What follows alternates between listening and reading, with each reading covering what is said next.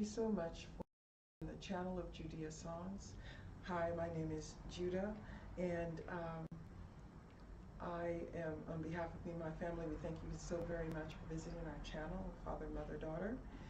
And this is the first narration of in the series of the Handmaidens of Yahuwah. And the first book is the Book of Judith, which I felt I had a passion to do. I had a passion to do the song, a passion to do the narration, because I felt that it was very timely and something, and the strategies by which the Yahuwah delivered the children of Yisrael from what seemed to be incredible circumstances is simply amazing. And also I wanted to say that this is not just for the women of the Most High, but the children, husbands, men and women alike, because it really shows the value of corporate prayer, corporate fasting and praying, when the people of the Most High are on one accord, and also what He can do even through one yielded vessel who's willing to believe Yah in the face of what seems to be insurmountable circumstances.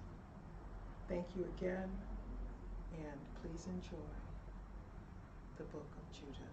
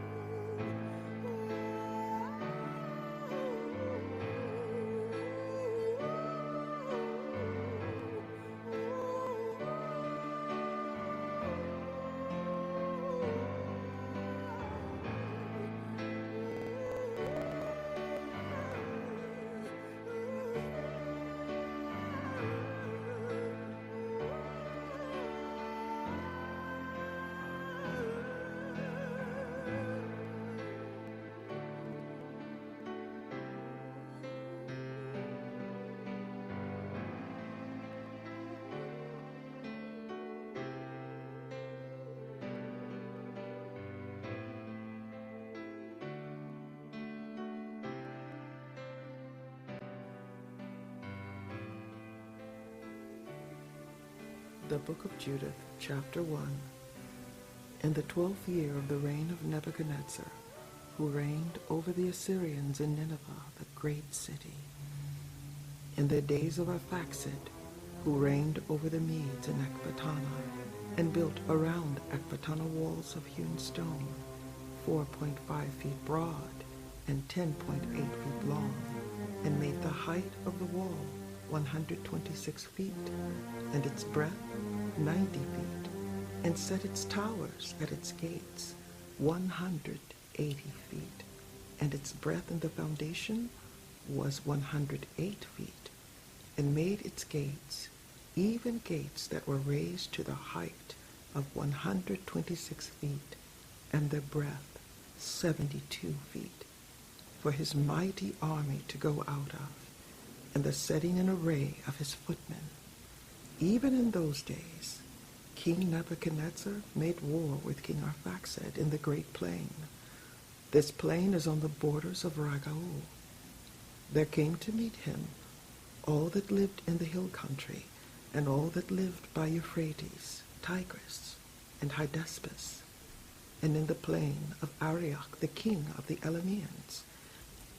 Many of the nations of the sons of Kalad assembled themselves to the battle, and Nebuchadnezzar, king of the Assyrians, sent to all who lived in Persia, and to all who lived westward, and to those who lived in Cilicia, Damascus, Libanus and Anti-Libanus, and to all who lived along the seacoast, and to those among the nations that were of Carmel, Gilead, and the higher Galilee, and the great plain of Esdraelon, and to all who were in Samaria and its cities, and beyond Jordan to Jerusalem, Bethany, Kelas, Kadesh, the river of Egypt, Typanus, Ramses, and all the land of Goshen, until you come above Tanis and Memphis, and to all that lived in Egypt, until you come to the borders of Ethiopia.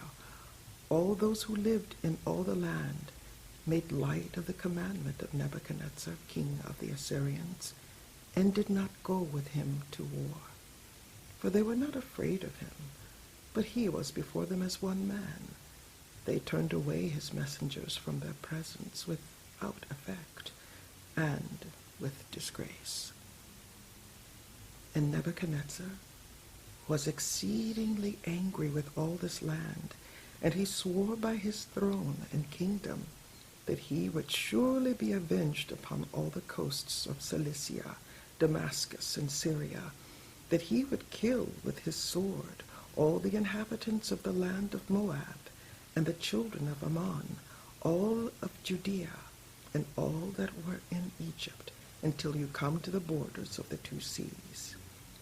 And he set the battle in array with his army against King Arphaxad in the 17th year, and he prevailed in his battle, and turned to flight all the army of Arphaxad, with all his horses and all his chariots.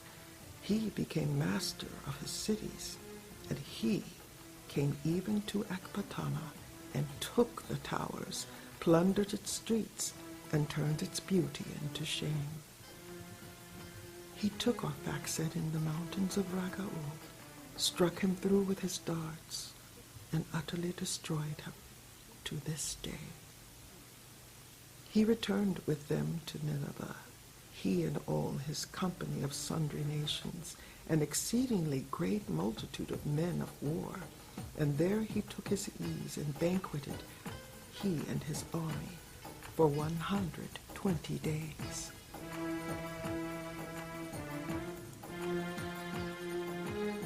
Chapter 2.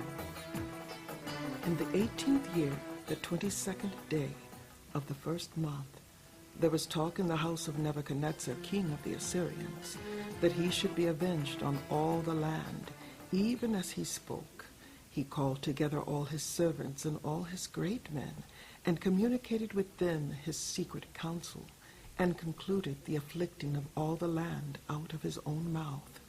They decreed to destroy all flesh which didn't follow the word of his mouth.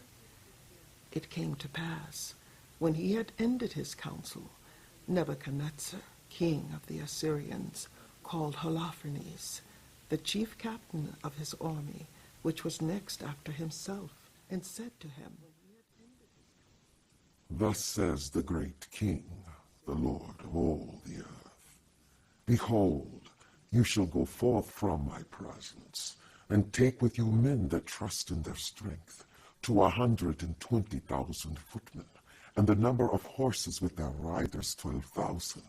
And you shall go forth against all the west country, because they disobeyed the commandment of my mouth. And you shall declare to them that they prepare earth and water, because I will go forth in my wrath against them, and will cover the whole face of the earth with the feet of my host. I will give them for a spoil to them, and the slain shall fill their valleys and brooks, and the river shall be filled with their dead till it overflow, and I will lead them captives to the utmost parts of all the earth. But you shall go forth, and take beforehand for me all their coasts, and if they will yield themselves to you, then shall you reserve them for me till the day of their reproof. But as for them that are disobedient, your eye shall not spare, but you shall give them up to be slain and to be spoiled in all your land. For as I live and by the power of my kingdom, I have spoken, and I will do this with my hand. And you, moreover, shall not transgress against any of the commandments of your Lord, but you shall surely accomplish them, as I have commanded you, and you shall not defer to do them.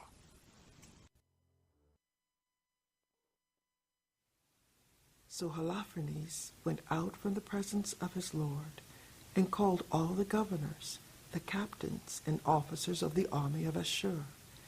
He counted chosen men for the battle, as his lord had commanded him, to 120,000, with 12,000 archers on horseback. He arranged them as a great multitude is ordered for the war.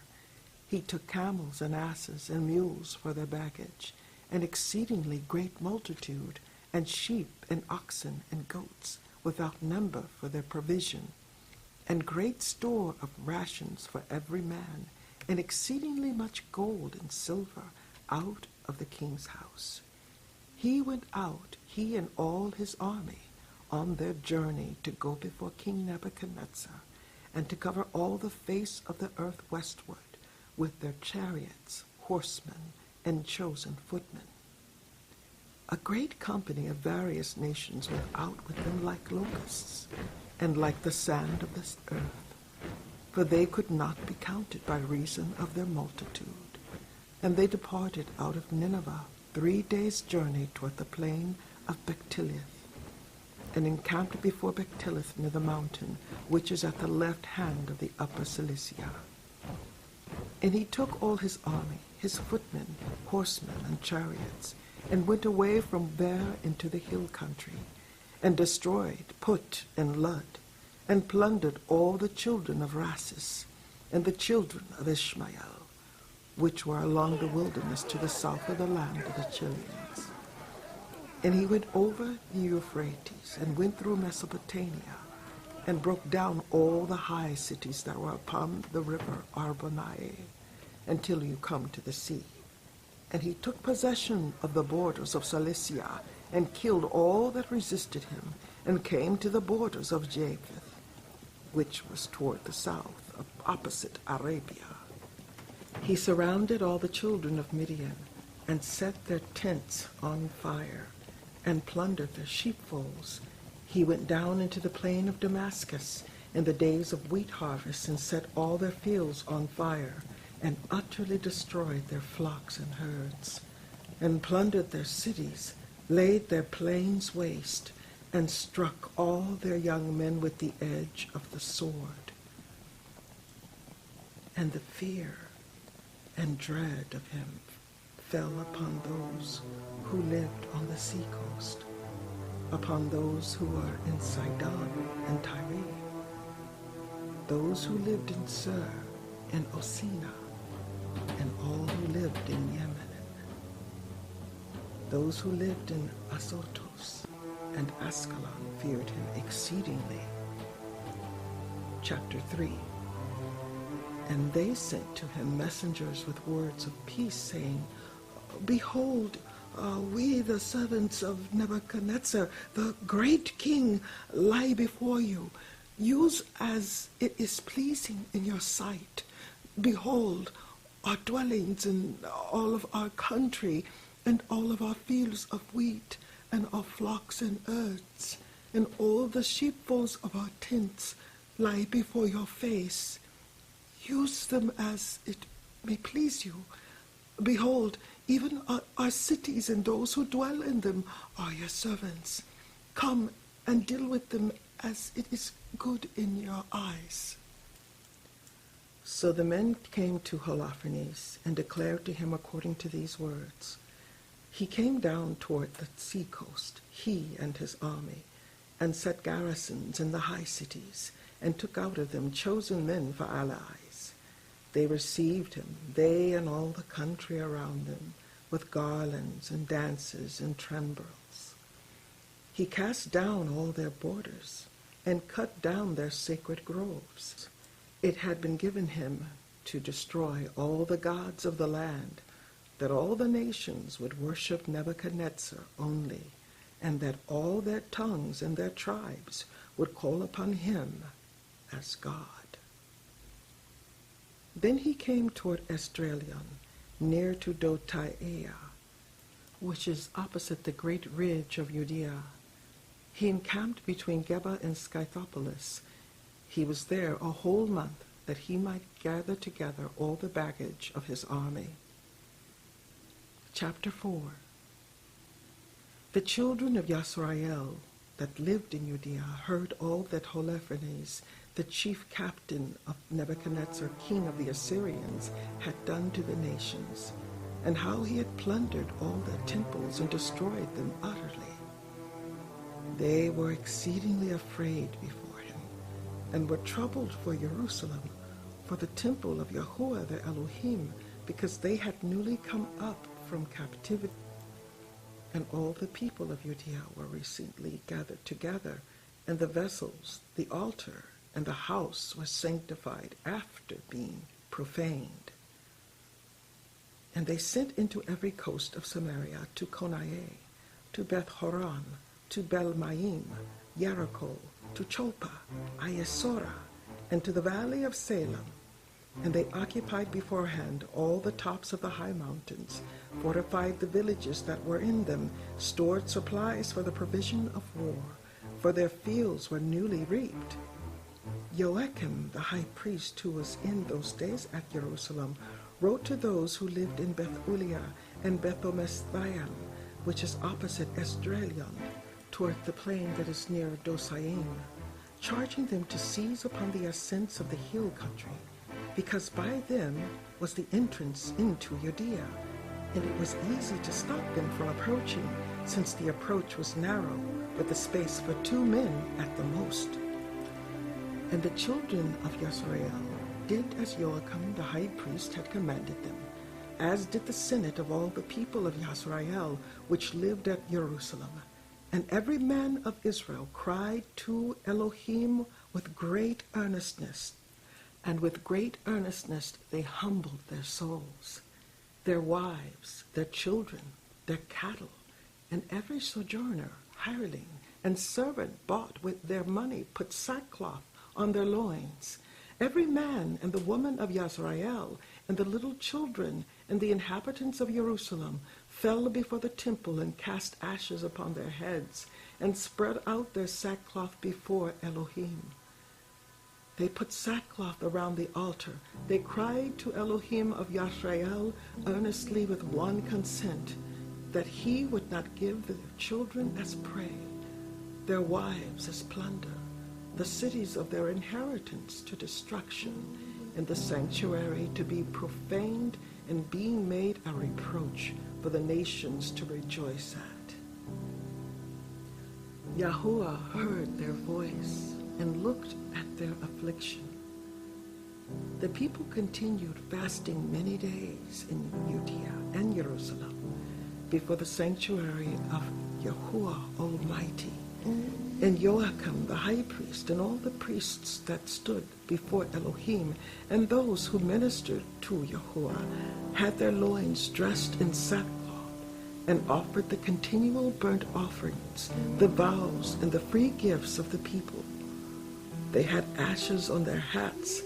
They cried to Yahuwah with all their power, that he would look upon all the house of Yasrael for good.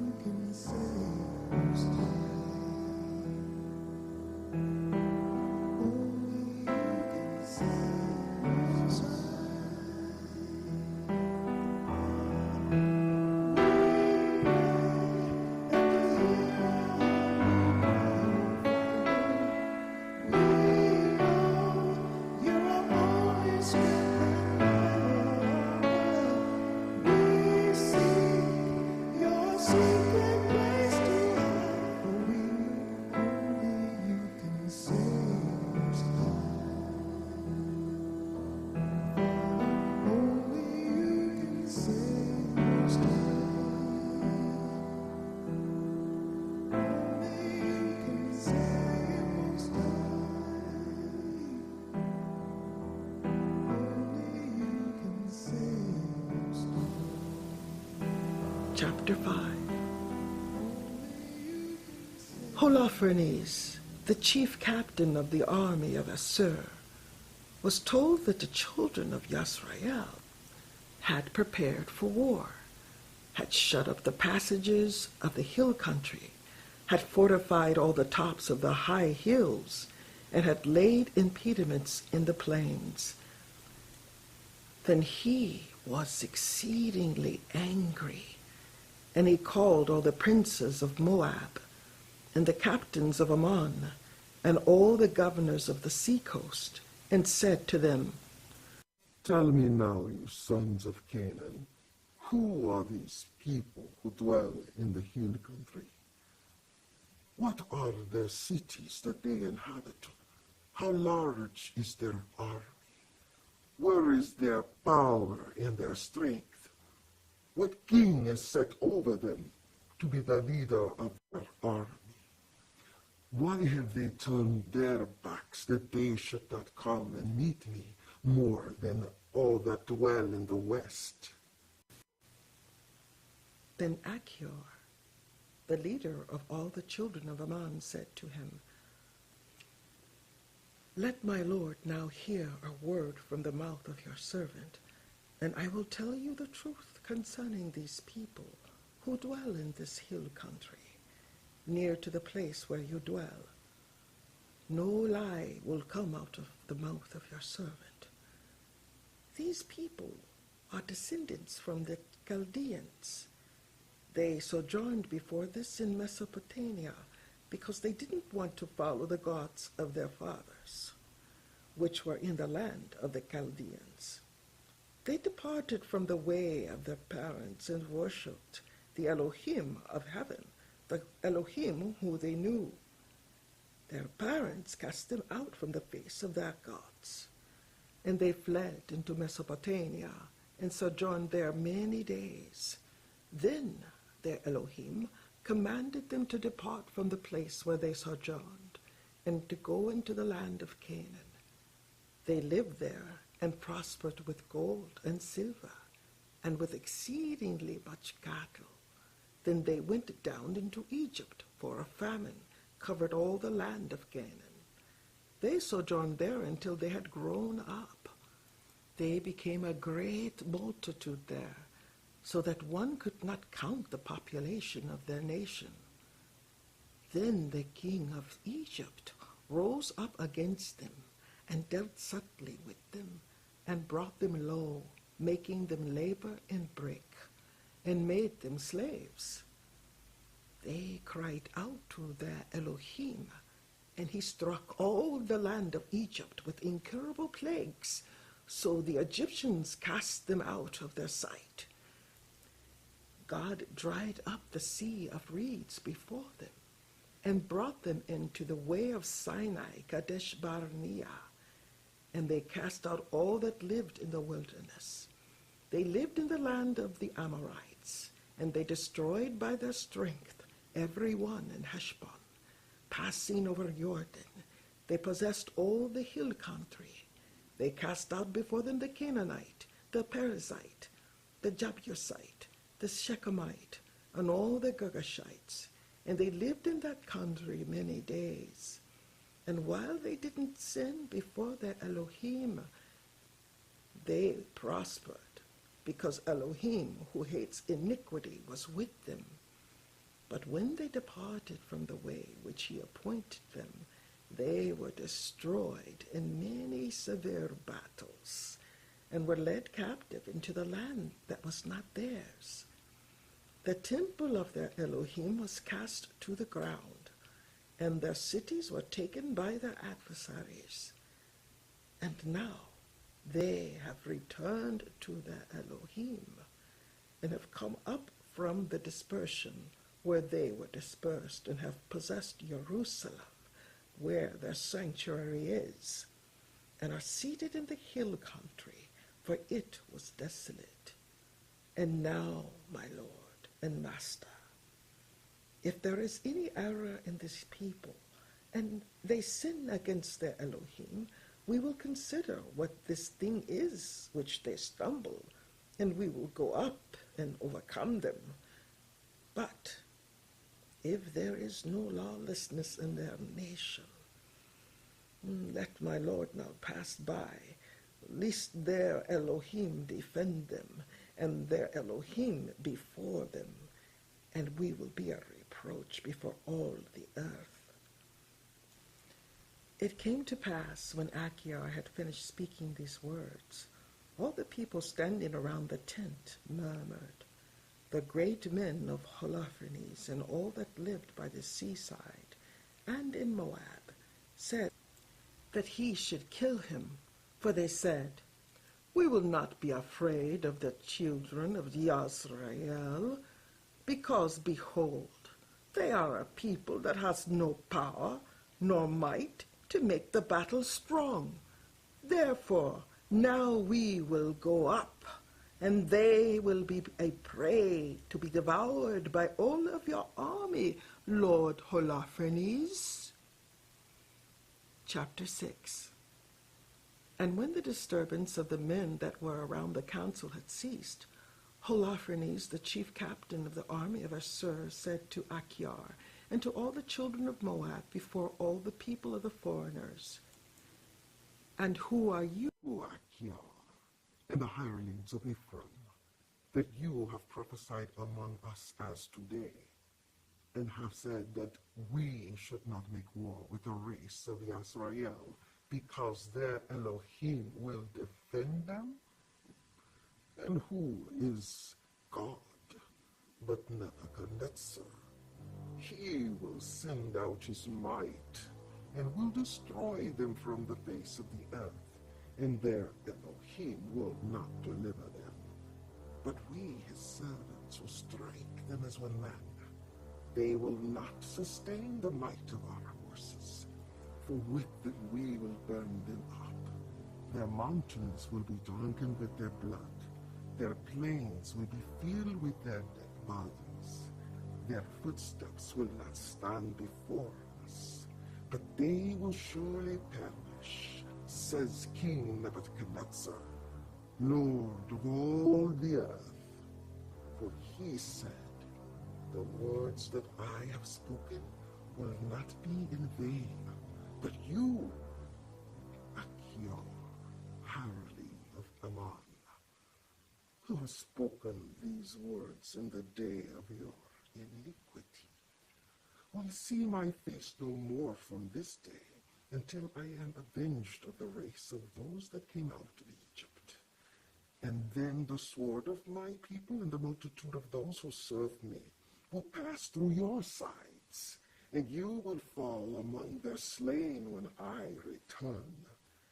Then my servants will bring you back into the hill country, and will set you in one of the cities of the ascents. You will not perish until you are destroyed with them. And if you hope in your heart that they will not be taken, don't let your countenance fall.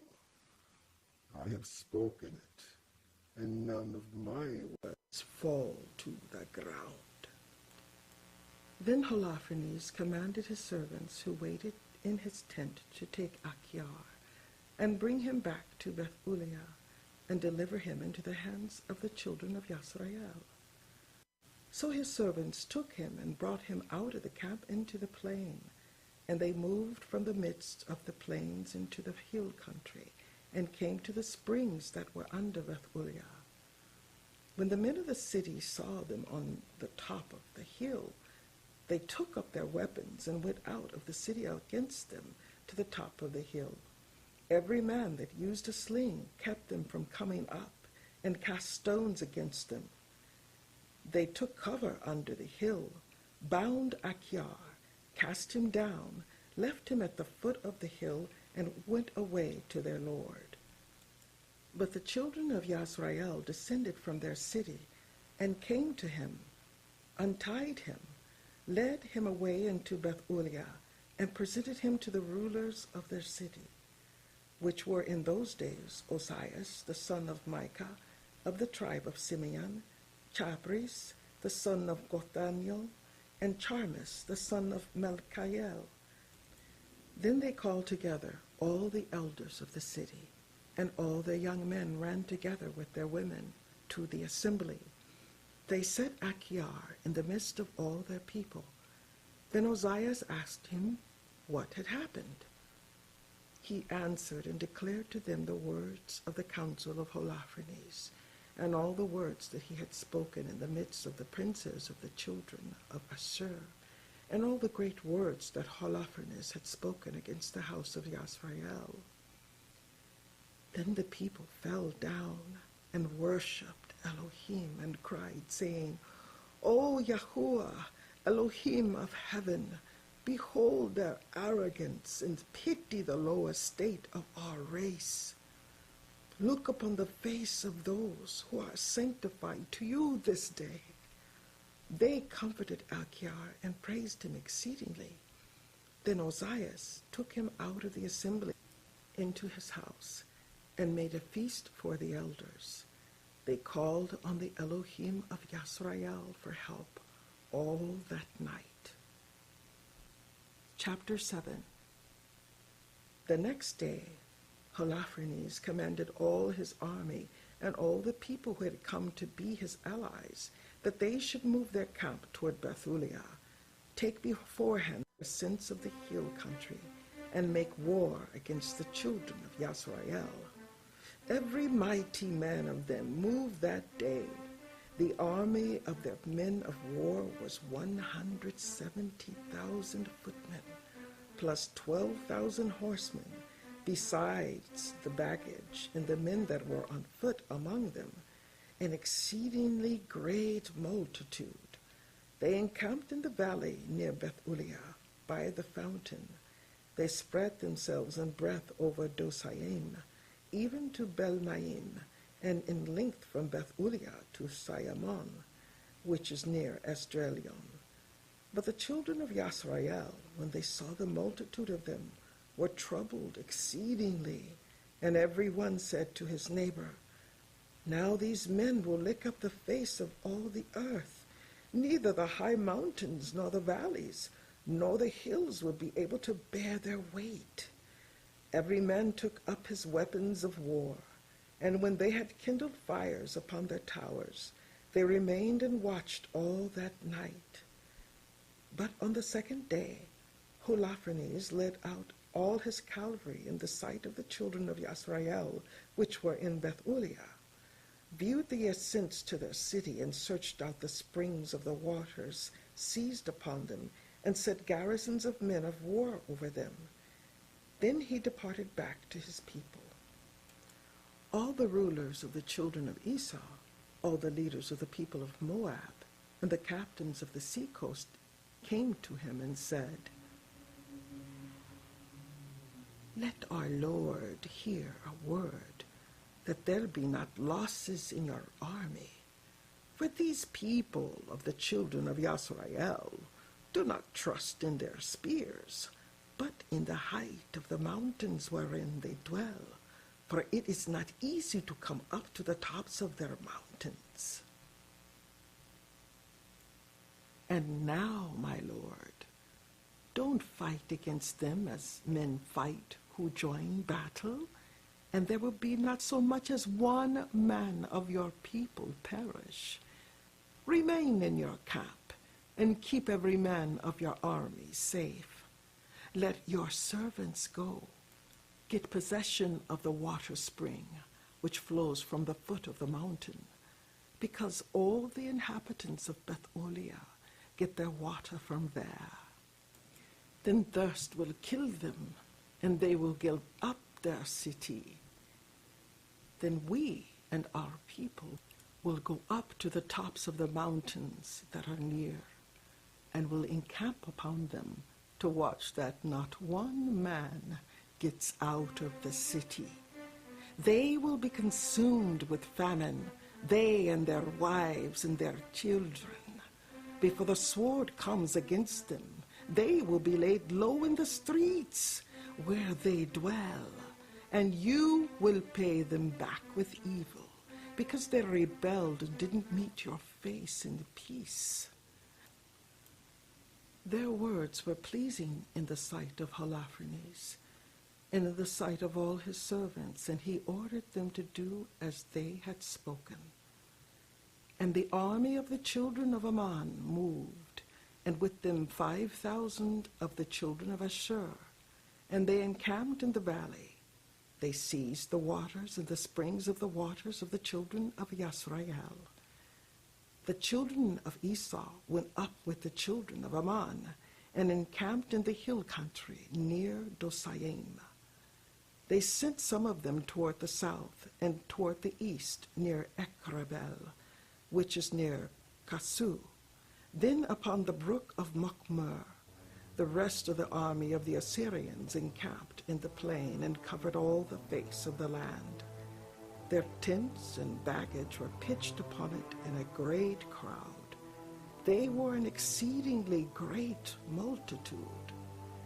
The children of Yisrael cried to Yahuwah, their Elohim, for their spirit fainted, for all their enemies had surrounded them.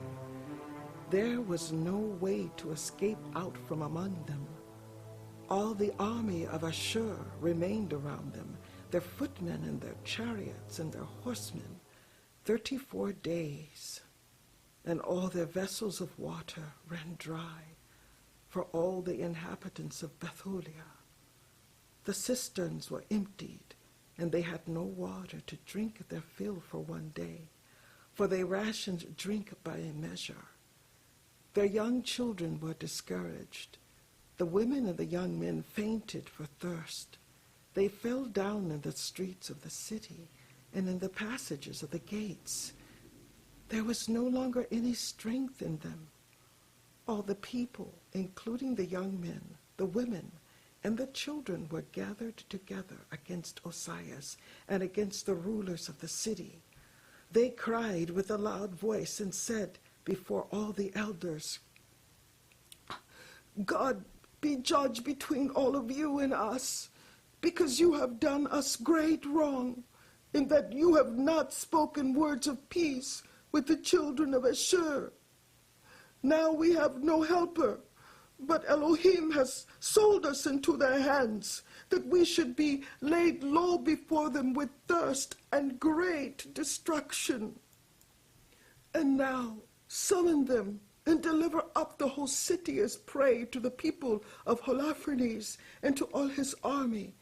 For it is better for us to be made a plunder to them, for we will be servants, and our souls will live, and we will not see the death of our babies before our eyes, and our wives and our children fainting in death.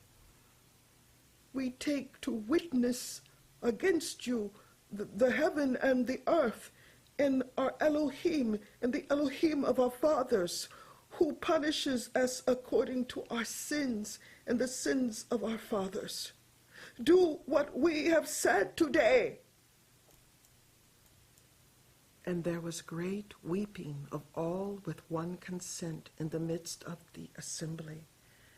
And they cried to Elohim with a loud voice. And Osias said to them, "Brethren, be of good courage.